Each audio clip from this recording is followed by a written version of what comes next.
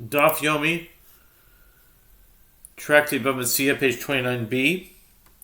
Top of the page with the words Kidarabba, Damarabba, Nignavu, Listim, Mizuyan, etc. The Gemara answers that the statement in the Mishnah, therefore, if the money is lost, he is liable to pay restitution for it, can be explained in accordance with the statement of Rabbah. As Rabbah says,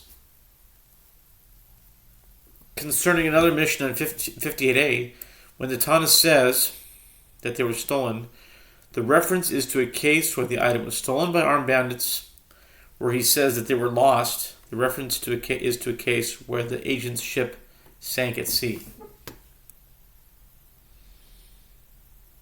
Rav Yehuda says that Shmuel says the halacha is in accordance with the opinion of Rabbi Tarfon, who said that it is permitted for the finder to use the money. The Gemara relates, there were these dinars that belonged to orphans that were in the possession of Rachava. Rachava came before Rav Yosef and said to him, "What is the halacha? Is it permitted for me to use these dinars?" Rav Yosef said to him, This is what Rabbi Yehuda says, that Shmuel says, the halacha is in accordance with the opinion of Rabbi Tarfon, who said that it is permitted to use the money. Abaye said to Rav Yosef, wasn't it stated concerning this halacha that Rabbi Chelbo says, that Rav Huna says, the sages taught this halacha that it is permitted to use the money only in the case of money received from the sale of a lost item, that when found then is no longer financially viable for one to tend it. This is permitted, since he exerted himself and tended to it. But in the case of lost coins, where he did not exert himself in order to tend to them, it is not permitted for him to use them. And in the case of these dinars in Rachava's possession, is similar to the case of lost coins. Rabbi Yosef accepted by his objection and said to Rachava, "Go, as they did not allow me to permit the use of the dinars for you." I don't know why he said go. Zil, go. I don't know why that was necessary. He could have just said, they didn't allow me to.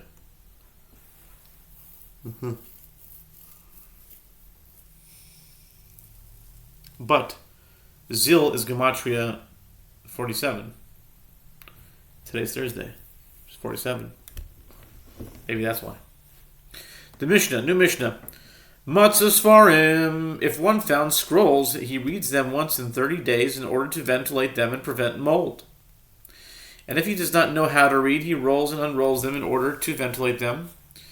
But he shall not study passages in them for the first time, as he would leave the scroll exposed to the air for a lengthy period, thereby causing damage. And another person shall not read the scroll with him, as each might pull it closer to improve his vantage point, which could cause the scroll to tear. Matzah Kesus. If one found a garment, he shakes it once in 30 days. And he spreads it out for its sake, to ventilate it, but he may not use it as a decoration for his own prestige. If one found silver vessels or copper vessels, he may use them for their own sake, to prevent tarnish and rust, but he may not use them to the extent that he will erode them. If he finds gold vessels or glass vessels which are not ruined by neglect, he may not touch them until Elijah will come and identify the owner.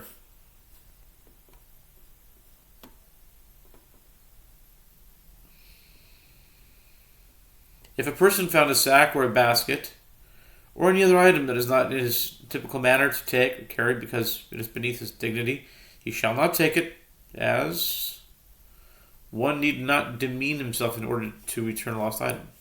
Gemara, the Talmud says, Shmuel says, one who finds phylacteries in the marketplace and is in need of phylacteries assesses their value and immediately places the money aside for the owner. Ravina raises an objection from the Mishnah. If one found scrolls, he reads them once in 30 days, and if he does not know how to read, he rolls and unrolls them. Ravina infers to roll and to unroll them, yes. He may do so, but assess their value and place the money aside, no, he may not. Abaye said there is a difference between phylacteries and scrolls. Phylacteries are available at the house of Bar Havu, where they are produced in large quantities.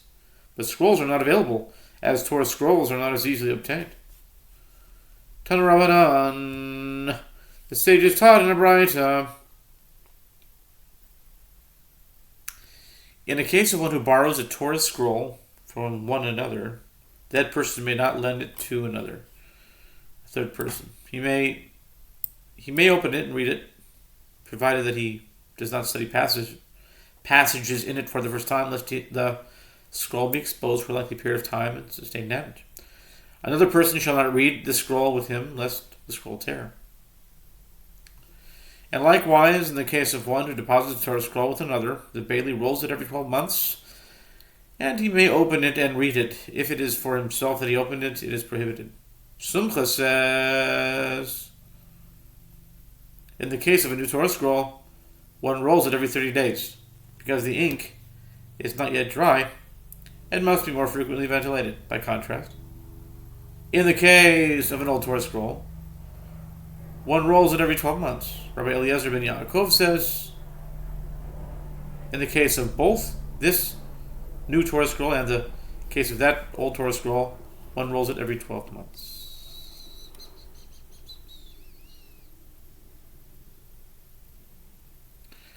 The Gemara analyzes the Braita. The Master said, in the case of one who borrows a Torah scroll from another, that person may not lend it to another, meaning a third person. The Gemara asks, why did the Tana teach this halakha specifically with regard to a Torah scroll? This is the halakha with regard to any item as well.